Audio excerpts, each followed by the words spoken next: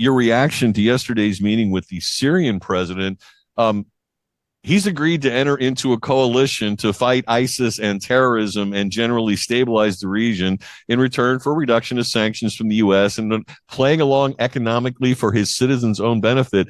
Bashar al-Assad would never have done this. And I didn't think in my lifetime we'd ever see a step toward this type of agreement, as limited as it may be, in my lifetime, considering Syria being Syria. Your reaction to the development from yesterday, sir? I got to say I'm torn, and I'm gonna hold my judgment until we see what happens in time, because Clearly. we can't lose sight of the fact that just a few months ago this guy was had a $10 million, I think, reward on his head by the U.S. government for terrorist activities that he had done, and he is part of al-Nusra, is part of ISIS, and several others what we consider terrorist groups. And then he has a change of heart. Now, I am all about doing what makes sense for our country, and if we can make a deal with somebody that increases our security, that causes us to be able to redeploy and leave troops behind that we have in Syria right now, which I'm told by a certain member of the administration just days ago that is the case, that we are planning to remove all of our troops from Syria by September of 2026. Big time supporter of that. Yes. If this works and if it holds, and if it brings peace and help to the people of Syria and reduces our exposure in the region, then it's a great thing, and I'm all for it. Well, I guess it's like the Italians getting rid of Mussolini and getting away from the Axis powers before World War II is over. Maybe he realized he's on the losing side, and this growing coalition of what I'll boil down to in the idea of the Abraham Accords, let's play nice together for our own mutual benefit and put aside our differences. Maybe he just sees that is the future for the region. This is where my optimism comes from, Daniel Davis. Maybe it's false. Yeah, well, look, self-interest is definitely at play here. And if we know anything at all about a lot of the way things work in the Arab world for decades, and you could probably go back centuries, the friend of my friend, or friend of my enemy is my friend. And if he sees a benefit to work together with us today, he can do it. And if things change 2 years from now, he'll do that too. And, we certainly can't forget the time when we had, during the Sons of Iraq, during our big problem that we had with them during the 2005-7 period, all of a sudden, for reasons that made sense to them on the ground, they joined forces with us after having been fighting us the day before. And then all of a sudden, now then we're their friends, we're giving them money, and that dramatically reduced the amount of violence against the American troops and eventually paved the way for us to leave our combat troops there, at least for a period of time. So it can work, but you have to understand it's a transient thing, and the minute that things change for them, they'll change on the other side. So we have to always keep a wary eye on that. Well, back to your concept before, when the Russians had invaded Afghanistan, we cuddled up with the Mujahideen and some of the other just because they were against the Russians. And then how'd that work out a decade later? Once we go into Afghanistan, I hate to laugh over that tragedy, but there's another illustration of your point. The enemy of my enemy is my friend until the other enemy is not there anymore. Daniel Davis, let us move over. Apparently, I see the headline, we are losing Pokrovsk, Russia nears biggest gain since Bakhmut.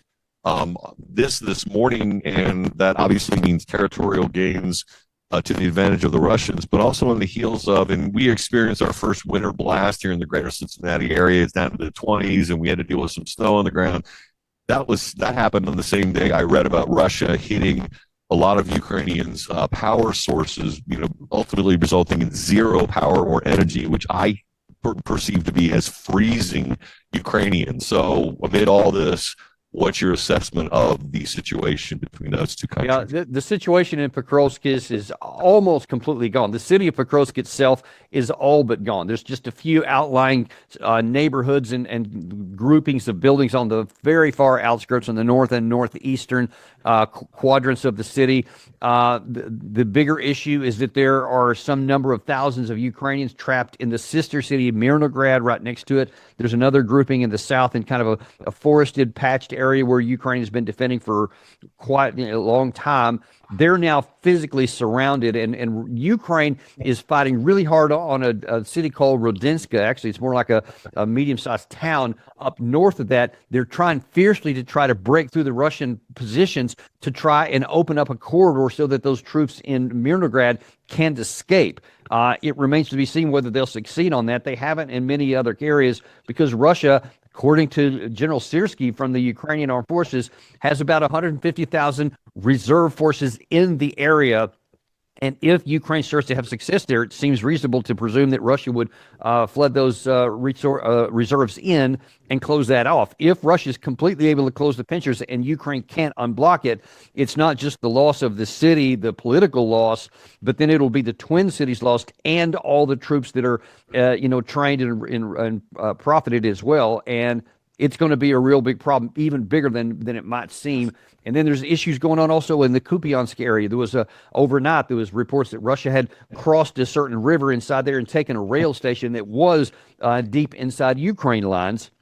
And then some other areas also in the Slavyansk, Kramatorsk area of the Donetsk. All of this is really starting to get pretty wobbly, and it could be a really ugly winter for not just the people there on the front line, but also back in the capital city and other places. And also, I don't know if you saw in the New York Times was reporting yesterday, there's been this big problem inside the Ukraine government where one of the guys that we were helping funnel money into Ukraine for drone production, turns out he was actually siphoning off the top to the tune of $100 million. He has now fled. There's a manhunt for him. And by the way, he was a really close confidant of Volodymyr Zelensky, so not a good look for the Ukraine side. And which confirms what many people in my listening audience, and certainly I include myself in this group, what's really happening to all of the money? I mean, the fog of war is bad enough, and when you're funding a war, a lot of money can go by the wayside and go missing. We've seen this time and time again with dictators or regimes that we've supported when they have to flee the country because they get overrun. They end up on a plane with billions of U.S. dollars in currency and live lavish lives in the aftermath. So I can't abide any of that. So do these losses or impending losses, the what's going on right now with the surrounding of the troops, does that create an opportunity perhaps for Zelensky to maybe say, listen, we can't afford this loss of life anymore. In the name of humanity, we're going to negotiate a peace agreement that it does in fact involves the conceding some of the land to the Russians in order to end this bloody conflict? I mean, some point somebody's got to say that out loud. No, I don't. I think that we have passed that point because he showed when they refused to give a similar order to preserve their troops in Bakhmut nearly 2 years ago, in Avdiivka, shortly after that, in the Kursk operation, where they had this penetration into Russia, which never had any prayer of accomplishing anything for Ukraine. They ended up sacrificing about 70,000 killed. And of course, after 8 months, you couldn't tell they were ever there. It was a complete and total loss. And now here we are in in Pokrovsk, in the Mirnograd area, the same dynamic. They refused to get them out. Now they're trying belatedly to break them out, but we don't even know that that's what they're doing. They may simply be trying to reestablish it. They may not be trying to get them out. So even if they broke through, who knows whether they would allow their troops to leave? I doubt it. And Zelensky's commentary continues to be really boisterous and kind of in your face, and we're not giving up anything. So no, I don't think there'll come a point. I think that either we're going to have to pull the plug on him, or he's going to take his country to complete destruction. Well, you kind of anticipated what I was going to ask you along those lines. Let's say a couple of years ago, the idea of U.S. military aid and, of course, European military aid was still a pretty strong concept. We were giving them aid. We were, entertaining questions for more missiles, et cetera, et cetera. I think we got the end of our rope on that. We've all talked about supply chain issues, the expense of Patriot missiles versus the actual drones that are being used in war, and the ridiculous notion of using Patriots against drones. Tomahawk missiles enter the equation. We talk about having to need American soldiers and troops to actually operate those, which is a big red flag for most people. But given what, and again, correct me because you're following this far more closely than I am, it just seems to me that the idea, based on everything you've even said on this, Ukraine is losing, and it seems that all the weapons in the world are not going to better its situation militarily as this war rages on, that maybe that practical reality is kind of settled in somewhere in Ukraine, whether or not Zelensky has. He seems to just be spitting in the wind or something like that. He's not facing reality. So is there a different element perhaps at play here, given the global perception? Yeah, well, I'll tell you, there's an additional problem that cannot be overlooked, and that is the fact that Zelensky is being greatly encouraged and supported emotionally and otherwise by Europe. And you have Keir Starmer of UK, Emmanuel Macron of France, Chancellor Merz from Germany. They are emphatically and enthusiastically saying, no, keep going, don't stop. In Britain, here's some more Storm Shadow missiles. You can fire deeper into Russia. Here's some other components you need. You can hit Russia's oil infrastructure, et cetera. And they're doing some of that. And on the one hand, you may say, well, that's fair game. You're in a war. They can do that.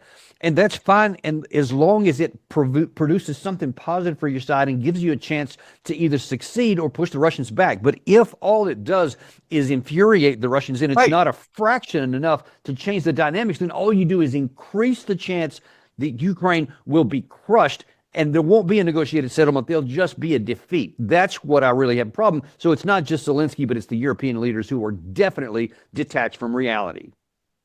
So you confirm what I was thinking in the back of my mind, in spite of, well, yeah, they continue to encourage a man who's delusional, which suggests they too are delusional with regard to the perception of the war. Either they're delusional or they're just unconcerned about the cost on the Ukraine side. And as long as they can get people to hit Russia and cause them pain on the way out, they're okay with it, which then you get into these just flat immorality of it. And I fear we're as much in there as we are delusion.